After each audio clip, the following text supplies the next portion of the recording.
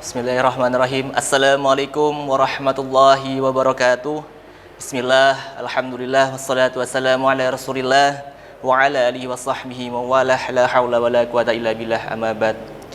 Yang saya hormati para kiai, para ibu nyai, sesepuh, bini sepuh, ladin sepuh, para gus, ning yang dirahmati Allah Subhanahu wa taala. Pada kesempatan yang singkat hari ini, marilah kita meneladani sebuah amalan yang mungkin kita sepelekan, yang mungkin kita tidak anggap, yakni berbakti kepada kedua orang tua. Untuk meneladani sebuah amalan itu, marilah kita tilik sedikit tentang kisah dari Uwais Al-Qarni, seorang yang mungkin tidak dikenal oleh dunia, tapi sangat dikenal dalam lingkungan langit ataupun di Yaumul Arsy.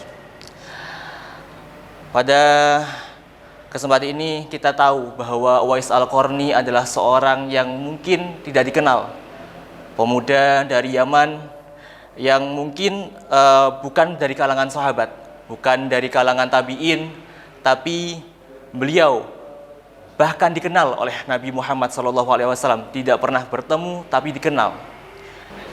Untuk hal itu, mari kita ulik tentang sebuah kisah, yakni Uwais Al-Qarni, seorang pemuda dari Yaman yang tidak dikenal di dunia, tapi sangat dikenal di langit.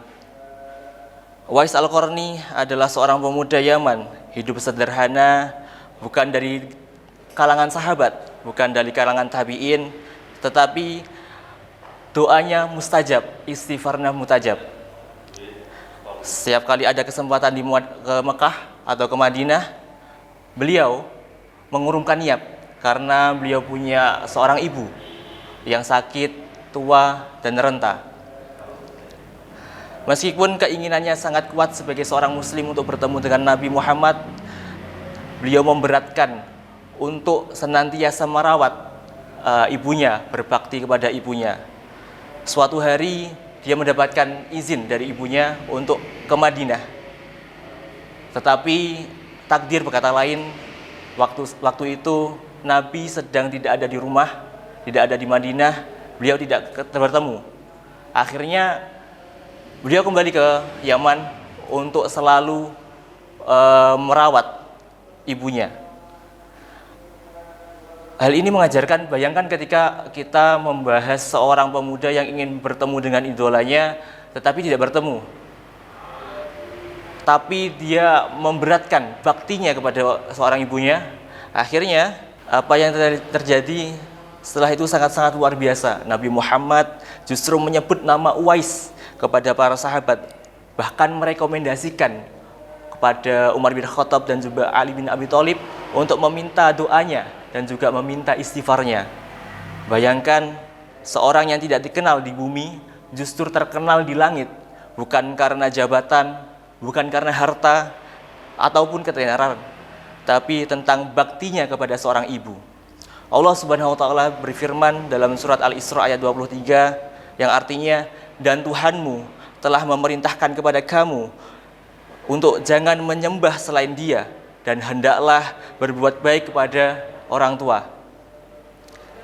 Setelah perintah tauhid kepada Allah, langsung perintah untuk berbakti, yang menunjukkan bahwa ridho Allah sangat dekat dengan ridho orang tua. Hadirin yang sekalian, berbakti kepada orang tua tidak selalu membutuhkan harta. Banyak cara dapat dilakukan.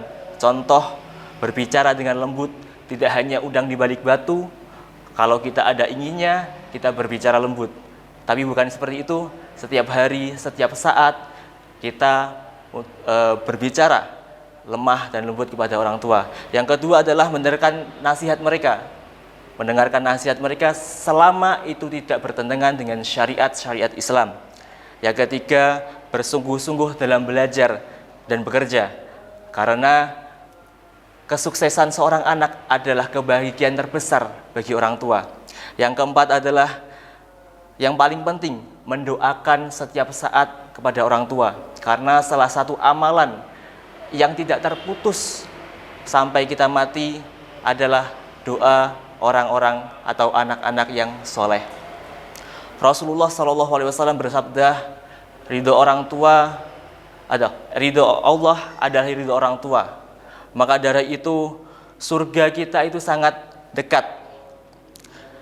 Marilah kita mulai dengan telepon orang tua, tanyakan kabar mereka, tanyakan ucapan terima kasih kepada mereka, ucapkan mohon maaf kepada mereka, dan semoga kita menjadikan seorang yang seperti Uwais Al-Qarni, yang sederhana tetapi sangat didambakan oleh surga. Marilah kita tutup dengan sebuah doa.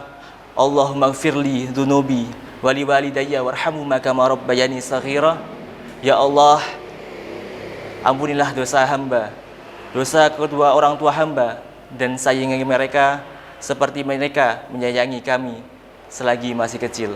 Kurang lebihnya mohon maaf. Wallahu muwaffiq ila aqwamit thoriq. Assalamualaikum warahmatullahi wabarakatuh.